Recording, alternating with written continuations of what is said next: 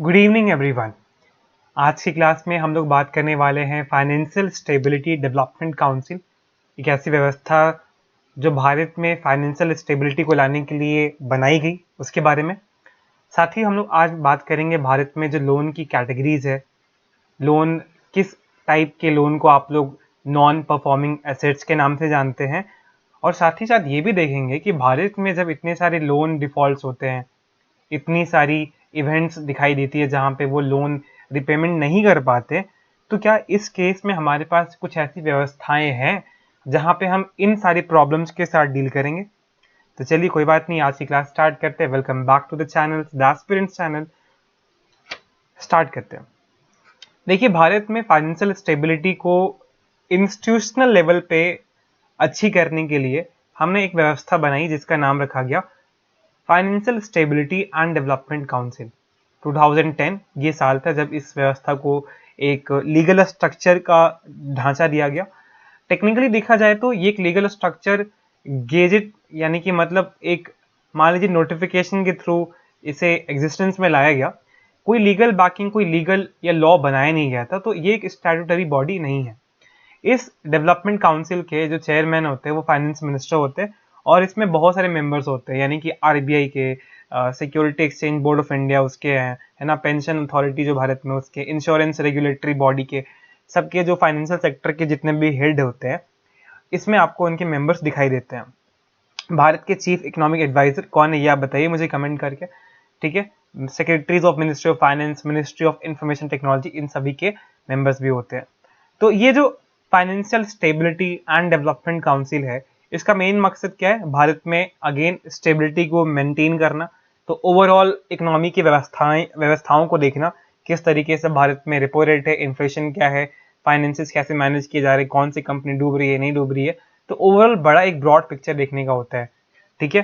साथ ही साथ भारत में फाइनेंशियल अवेयरनेस हो, 2020 पे हम लोग कैंपेनिंग करते हैं, हम लोग मार्केटिंग करते हैं, टीवीज पे, चैनल्स पे आपको ये बताया जाता है कि जो वित्तीय जोखिम है उससे आप सावधान रहिए। ये सारी चीजें, फाइनेंशियल इंक्लूजन मैंने लास्ट क्लास में आपको बताई दी है। तो ये सारी चीजें हैं जो इस बोर्ड के अंदर आती हैं।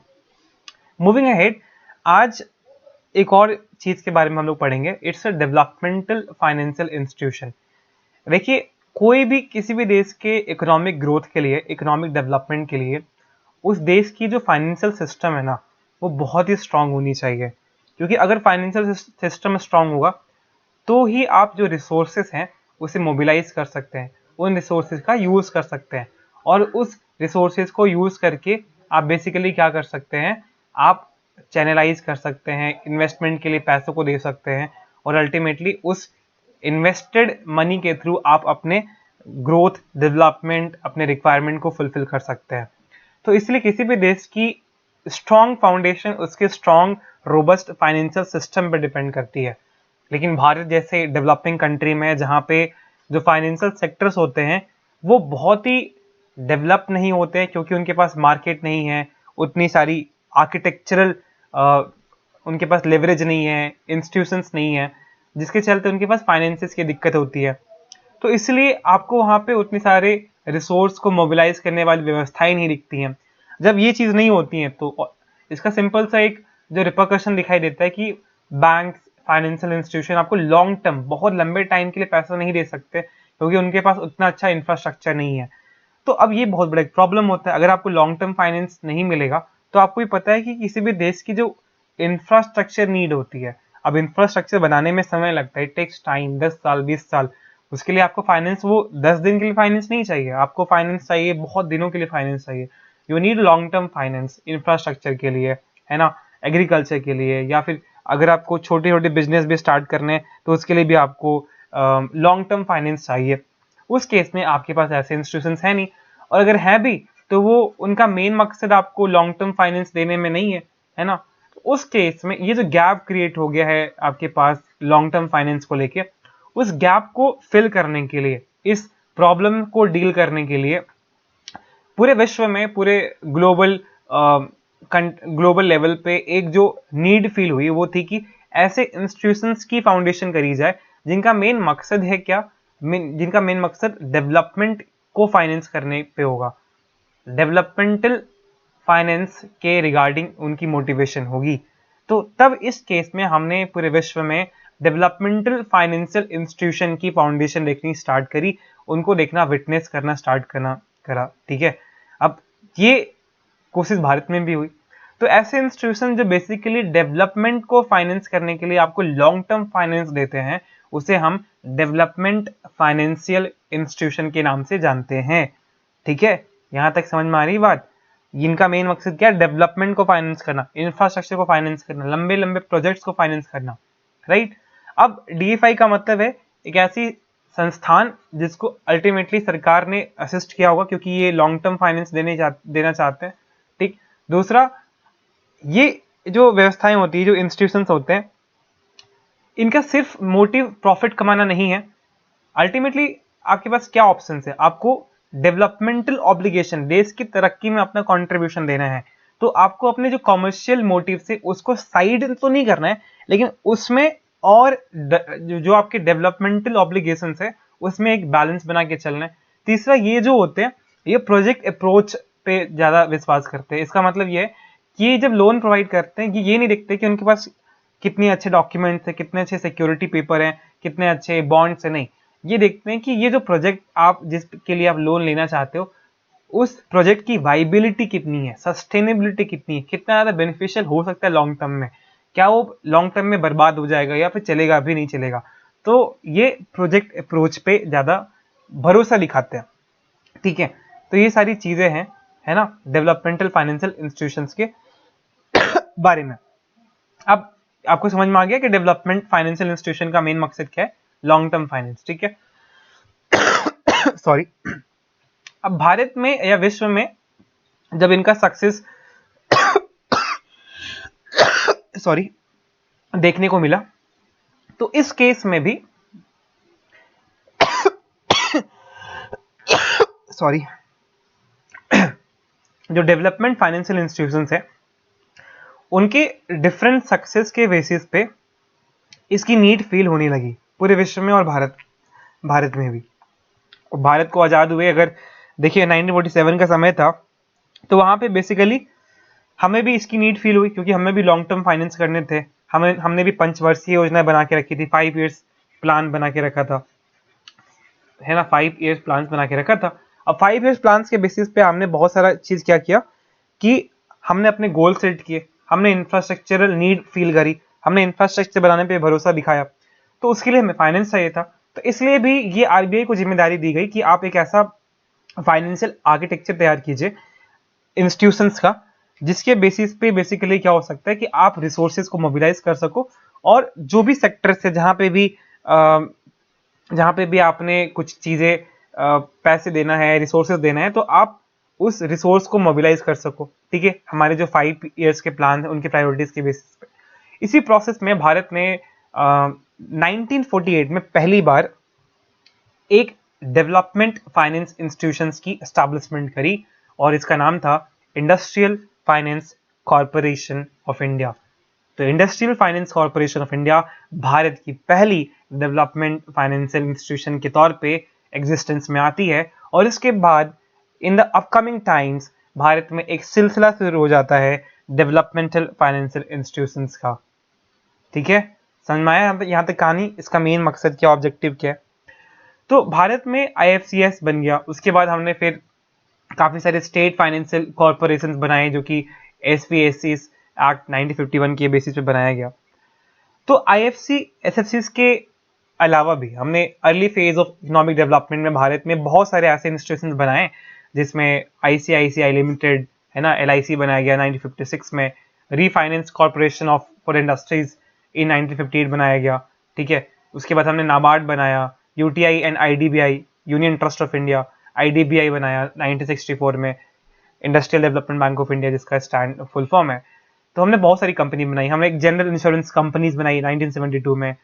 ये सब के सब, चाहे वो नाबार्ड, NSB, SIDBI, EXIM, ये सब एक डेवलपमेंटल फाइनेंशियल इंस्टीट्यूशंस के तौर पे ट्रीट किए जाते हैं।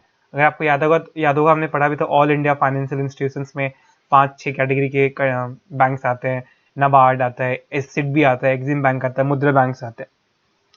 ये सब का मेन ऑब्जेक्टिव है क्या? डेवलपमेंट। तो यस, इसे हम डेवलपमेंटल फाइनेंशियल इंस्टीट्यूशंस की कैटेगरी में भी डाल सकते हैं, ठीक है। तो it was the story of developmental financial institutions and need for the developmental finance के बारे में। मूविंग अहेड, अब समझते हैं लोन्स की कैटेगराइजेशन के बारे में। इसमें बहुत डिटेल में जाने का जरूरत नहीं है क्योंकि उतना रेलेवेंट नहीं है। सम पॉइंट्स जो आपको जानना चाहिए। देखिए, लोन और जो एडवांस होते हैं, जो भी बैंक्स किसी को भी देते हैं, क्योंकि बैंक्स के लिए एसेट्स है, क्योंकि बैंक्स को उनसे लेना है, और जब भी आपको कोई चीज लेनी होती है वो आपका एक एसेट्स होता है। तो जनरली लोन्स एंड एडवांसेस जो बैलेंस शीट होते हैं बैंक्स में, वहां पे एसेट्स की कैटेगरी में उसे मेंशन किया जाता है। अब इन लोन्स एंड एडवांसेस के परफॉर्मेंस के बेसिस पे हमने लोन की कैटेगराइजेशन करी है कि जैसे लोन क्या है, एसेट्स है आपका, तो उसी को हमने यहाँ पे दो सेक्शन में कैटेगराइज करा है, स्टैंडर्ड एंड नॉन परफॉर्मिंग जो एसेट्स होते हैं, राइट। अब इसका मतलब क्या समझते हैं, देखिए पहला है स्टैंडर्ड। स्टैंडर्ड बेसिकली ऐसे लोन जो आपने लोन किसी को दिया और वो उन्होंने आपको रिपे कर दिया, तो उसमें कोई दिक्कत नहीं, वो स्टैंडर्ड एसेट्स की कैटेगरी में आएंगे।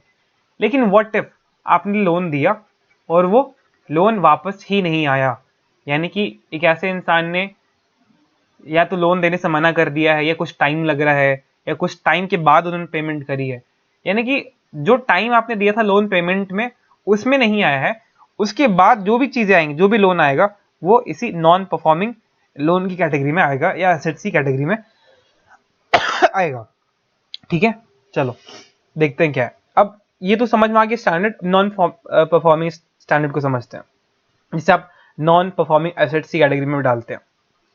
नॉन परफॉर्मिंग एसेट्स ऐसे एसेट्स होते हैं जिसपे या तो आपने इंटरेस्ट या प्रिंसिपल लगभग 90 दिन हो गए, आपके जो टाइम थे उससे आपने पेमेंट नहीं करा। यानी कि मान लो अगर आपको लोन पेमेंट करना था 31 जनवरी को, और फैब मार्च अप्रैल अप्रैल ये 3 महीना हो गया है, और मान के चलो कि लगभग 3 अप्रैल तक अगर आपने पेमेंट नहीं करी है, तो ये जो एसेट्स है बैंक के लिए ट्रीट कैसे किए जाएंगे, non performing asset.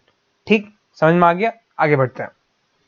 What if अगर आपने जो लोन नहीं दिया, लोन चुका नहीं पा रहे हो, तो हमने अगर आपके टर्म्स एंड कंडीशन थोड़े चेंज कर दिए, हमने बोला यार आपको हमने जो दो टाइम दिया था ना, उसमें थोड़ा और हम इंक्रीमेंट टाइम का कर देते हैं, आपको और सहूलियत दे देते हैं, या एक काम करो जो इंटरेस्ट रेट पेमेंट करना था वो आपको हम कम कर देते हैं।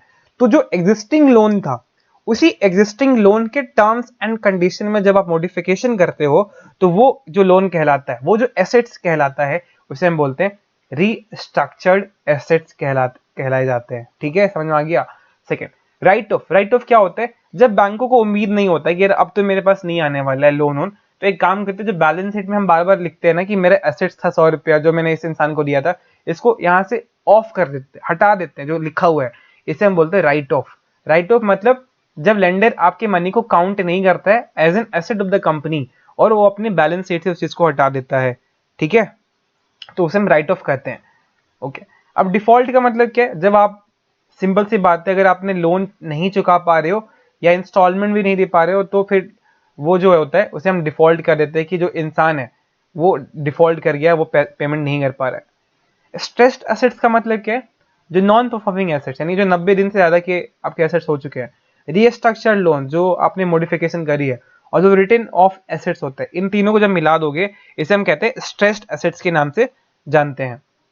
ठीक, अब आते हैं secured interest, security interest. Security interest का मतलब है आपके वो अधिकार, किसी पेपर में आपके कुछ लिखे होंगे, आपके वो टाइटल या इंटरेस्ट किसी भी तरीके से, जो मान लो आपने एक इंसान को लोन दिया, और इस लोन के बदले इस इंसान ने एक पेपर यहाँ पे सबमिट करके रखा है कि उसमें जो भी चीज होगी वो आपकी हो जाएगी, यानी कि आपको उसने राइट्स दे दिया, आपको उसने टाइटल दे दिया है कि आपने जमीन जब गिरवी करी तो जमीन पे जो अधिकार हो गया उस कंपनी या उस बैंक का हो गया। तो उस केस में ये जो चीज होता है वो सिक्योरिटी इंटरेस्ट कहलाता है। ठीक है, सिक्योरिटी एग्रीमेंट क्या होता है, सिक्योरिटी एग्रीमेंट बेसिकली एक ऐसा एग्रीमेंट है जहां पे जो डॉक्यूमेंट होता है या अरेंजमेंट होता है, वहां पे आप एक सिक्योरिटी इंटरेस्ट क्रिएट करते हो, एक डॉक्यूमेंट क्रिएट करते हो, जहां पे आप कोई भी चीज गिरवी रख सकते हो या फिर कुछ भी कर सकते हो, तो एग्रीमेंट हो गया। ठीक है, अब आता है कि सिक्योर्ड एसेट्स का मतलब क्या होता है।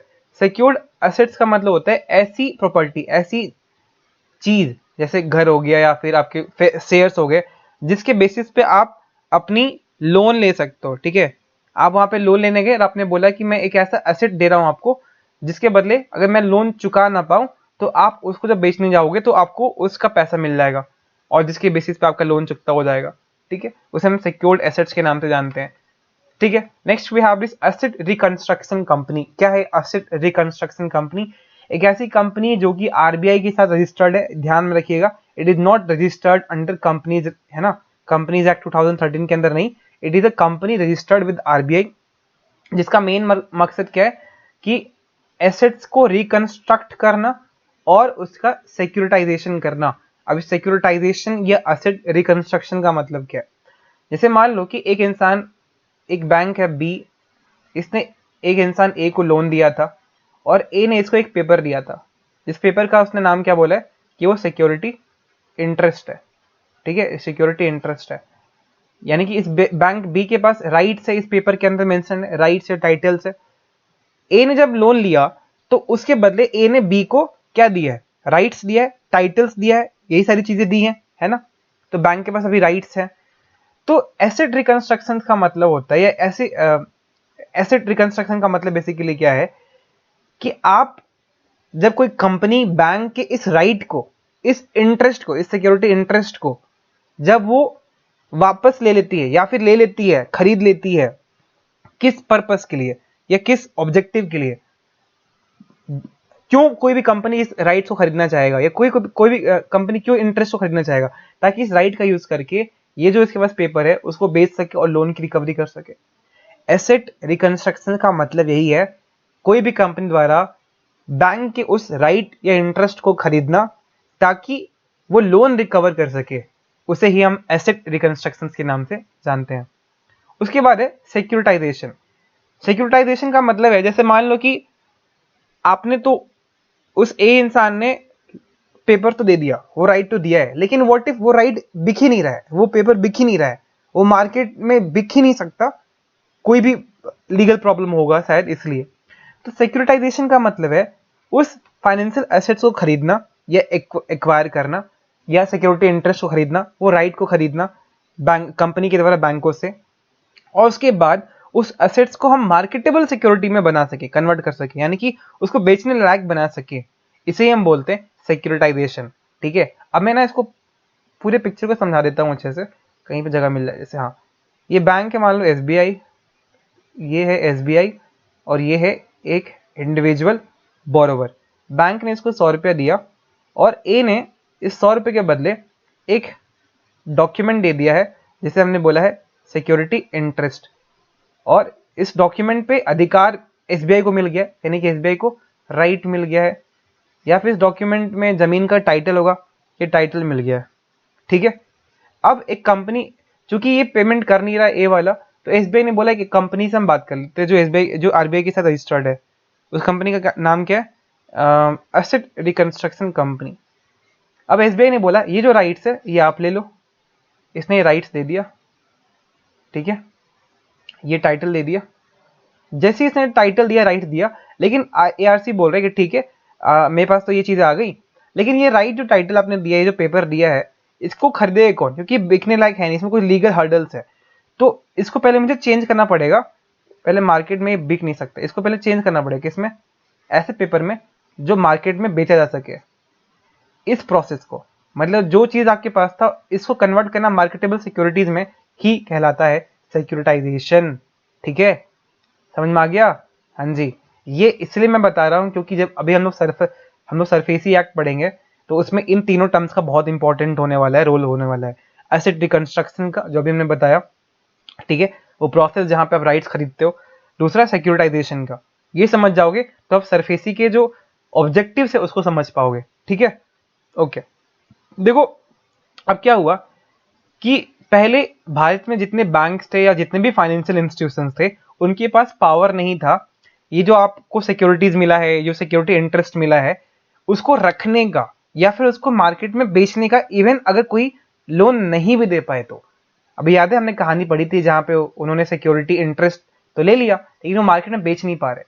पहले तो आप इसको रख भी नहीं सकते थे, आप बहुत टाइम तक रख भी नहीं सकते थे, अब मार्केट में बेचने की तो बात ही भूल जाओ।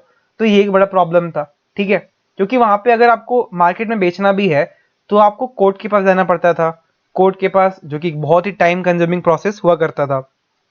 अब ये एक बहुत ही बड़ा प्रॉब्लम था, जिसके चलते आपके जो लोन्स थे, डिफॉल्टिंग लोन्स होते, उसकी रिकवरी में बड़ी प्रॉब्लम आ रही थी, और भारत में जो बैंकों के पास जो नॉन परफॉर्मिंग एसेट्स थे उनकी संख्याएं बढ़ती जा रही थी। इस प्रॉब्लम को टैकल करने के लिए time and again Narasimhan committee 1, Narasimhan committee 2 ने भी भारत में कई सारे रिकमेंडेशन दिए, और इन्होंने ये बोला था कि हमें एक नए कानून की जरूरत है जहां पे जो सिक्योरिटाइजेशन वाली प्रॉब्लम है, कि जहां पे भारत में सिक्योरिटाइजेशन नहीं हो पाता है, वो लाया जाए और बैंकों को एम्पावर किया जाए, फाइनेंशियल इंस्टीट्यूशंस को एम्पावर किया जाए, जिसके बेसिस पे वो इतने सारे सिक्योरिटी इंटरेस्ट की पोजीशन अपने पास रख पाए और बिना कोर्ट के इंटरवेंशन के वो उसको मार्केट में बेच भी पाए। इन सारे सजेशंस के बेसिस पे भारत ने एक बहुत ही बड़ा कदम लिया, एक कानून पास करके। कानून क्या था? सिक्योरिटाइजेशन, समझ में आ रहा है, reconstruction of the financial assets, ये भी समझ में आ रहा है, और इन्फोर्समेंट ऑफ सिक्योरिटीज एक्ट 2002। ठीक है, आपके पास सिक्योरिटी इंटरेस्ट तो है लेकिन आप उसको इन्फोर्स नहीं कर पा रहे हो, आपके पास सिक्योरिटाइजेशन वाली प्रॉब्लम है, आपके पास रिकंस्ट्रक्शन ऑफ फाइनेंशियल एसेट्स वाली प्रॉब्लम है। इन तीनों को डील करने के लिए हमने तीनों को यूज करके कानून बना दिया, दिस इज सरफेसी एक्ट 2002। अब ये इनके पास 3 पावर दिए गए। पहला, अगर आपको सिक्योरिटी को इंप्लीमेंट करना है, आपको कोर्ट जाने की जरूरत नहीं है, आप बस उस एक्ट के थ्रू किसी भी फाइनेंशियल इंस्टीट्यूशंस के पास ये पावर आ जाएगा कि वो डिफॉल्टिंग लोन टेकर्स को, या जो गारंटर है, जिन्होंने भी गारंटी ली थी लोन की, उन्हें आप नोटिस इश्यू करो कि आप अपना जो भी बकाया पैसा है उसे आप जल्दी से जल्दी उसे निपटाओ। 60 दिन के अंदर, नोटिस निकालने के 60 दिन के अंदर अगर डिफॉल्टर इस चीज को करने में असमर्थ रहता है तो इस केस में भी क्या होगा? बैंक के पास राइट्स होगा कि वो सिक्योरिटी इंटरेस्ट को इन्फोर्स कर पाए, यानी कि आपके पास जो सिक्योरिटी इंटरेस्ट है, जिसे आप पहले बेच नहीं पा रहे थे, आप अब इसे बेच पाओगे। ये एक बहुत ही बड़ा स्टेप लिया गया। सेकंड, इसी सरफेसी एक्ट ने एक और पावर दिया आपको, एसेट रिकंस्ट्रक्शन का। ये भी आपको समझ में आ रहा है, जहां पे एक कंपनी बनाई जाएगी, एसेट रिकंस्ट्रक्शन कंपनी, जो एक्वायर करेगी बैंकों के राइट्स, उनके इंटरेस्ट, और साथ ही साथ उस केस में वो अपने बिहाफ में, अपने टर्म्स एंड कंडीशन के बेसिस पे किसी थर्ड पार्टी से जिसने लोन नहीं चुकाया है उससे लोन रिकवर कर लेगी। एंड थर्ड, कि जो आपने फाइनेंशियल एसेट्स एक्वायर किए हैं, आप उसको मार्केटेबल सिक्योरिटीज में बेच सकोगे और अपनी जो प्रॉब्लम है उसको डील कर सकोगे। इन सारे प्रॉब्लम्स के बेसिस पे, इन सारे सॉल्यूशंस के बेसिस पे, सॉरी, क्या हुआ?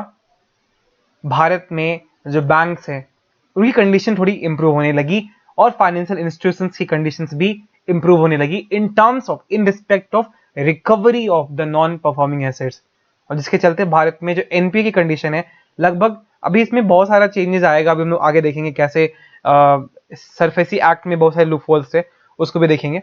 बट खैर, ये एक बहुत ही पहला स्टेप था, बहुत ही स्ट्रॉन्गेस्ट स्टेप था इन towards making the banks efficient and the non performing assets वाली प्रॉब्लम को डील करने के लिए। नेक्स्ट क्लास में हम लोग देखेंगे एनपीए का क्राइसिस, बैड बैंक, ये क्या हुआ, और थोड़े से डिटेल में जानेंगे 2008 में जो एक ग्लोबल फाइनेंशियल क्राइसिस आया था उसको भी समझने की कोशिश करेंगे। ठीक है, चलो ठीक है, तो नेक्स्ट क्लास में मिलते हैं, तब तक के लिए thank you so much. This is Nikhil Dubey signing off.